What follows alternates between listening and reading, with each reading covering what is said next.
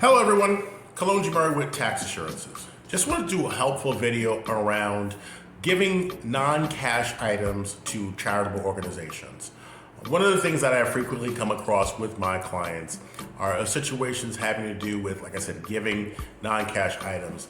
And the challenge that we come across in many circumstances has to do with the dollar amount that's actually given for those items. So say for instance, you give clothing, you give old furniture, you give old, let's say, pots and pans and plates and all sorts of household items that again are non-cash.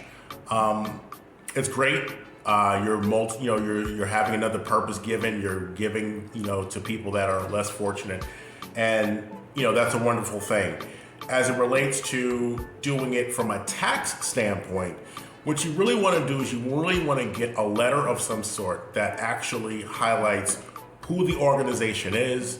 If you have the ability to, you want to get their tax ID number, you want to get their address, and most importantly, you want to get a summary of what the items were specifically. And then the most important part is putting a dollar value on that. And the reason why that's important is, let's say for instance you give those items and you just get a blank receipt that doesn't have any value on it.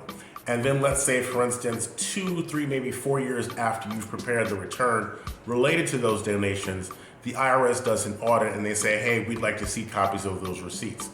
Well, when they see those receipts, what they want to see are, a summary of what those items were, and at the very bottom, like I said, along with the name of the organization, is how much was actually given, what the value was. So again, you want to kind of arrange, if possible, even necessarily ahead of time, that when you give these items, that you're going to walk away with the receipt that's going to, from a tax standpoint, provide both you, me, the tax preparer, as well as the IRS and let's say the state that you live in, a summary of what that, what that transaction was, what those items were, and ultimately what that total is. And the reason why is, if you for some reason don't have those values, and let's say that the IRS or the state is somewhat skeptical that you gave those items, they may actually take that deduction away from the return, in which case, if you got a refund, you may wind up having to give some of that refund back because you took that deduction and they couldn't verify or they weren't comfortable with it.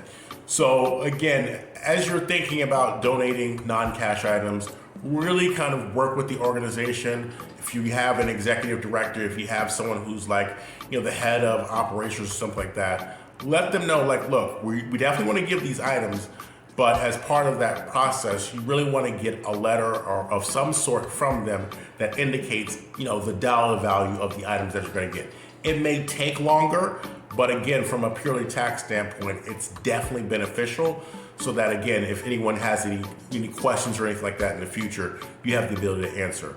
Obviously, if you've got more questions, by all means, you can reach out. But until then, take care.